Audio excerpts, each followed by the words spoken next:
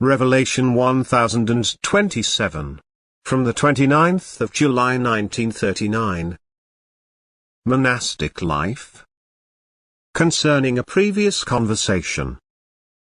As soon as the change begins in the life of a woman's soul, her ability for spiritual acceptance will increase, and during this time all worldly experiences can have a retrospective effect on the state of the soul. For a period of years certain laws of nature are influencing the human body such that it cannot counteract them without damaging itself. This compulsion is effectively necessary in order to preserve the human being's sexuality, which, in turn, is absolutely essential for procreation.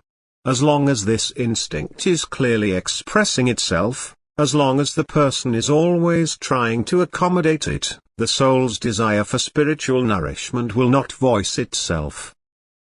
This becomes more understandable as the human being's desire for physical fulfillment of the natural instinct decreases. This very desire automatically ties the human being to earth as if he was chained. He is unable to ascend spiritually, and therefore the development of his soul becomes doubtful.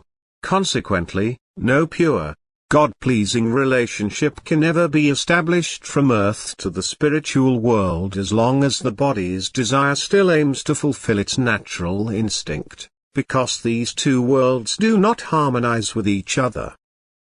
Although God himself has placed this natural instinct into the human being, he also has the option to resist it voluntarily.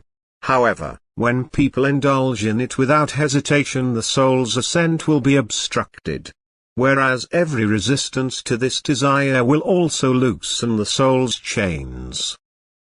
And therefore it is extraordinarily beneficial when the human being fights his craving during that time. Giving way to this instinct is only intended by God for the purpose of creating a new human being, otherwise every person should make an effort to live a pure life, since he will provide the soul with undreamt of spiritual advantages. Once this physical impulse is overcome, that is, once it has been successfully resisted, and thus the fulfillment of bodily lust is no longer banishing the soul in a state of constraint, it is free for its flight of ascent, and it will then be able to make uninhibited contact with the spiritual world. The human being was provided with every opposition in order to overcome it in life, and it is far more commendable to have resisted and defied the world with all its oppositions than to have deliberately avoided it. The Father in heaven knows of everyone's desire and the degree of love for him, consequently he will also provide his children with trials in order to test their will of resistance, and this should to be sufficient for you. Break.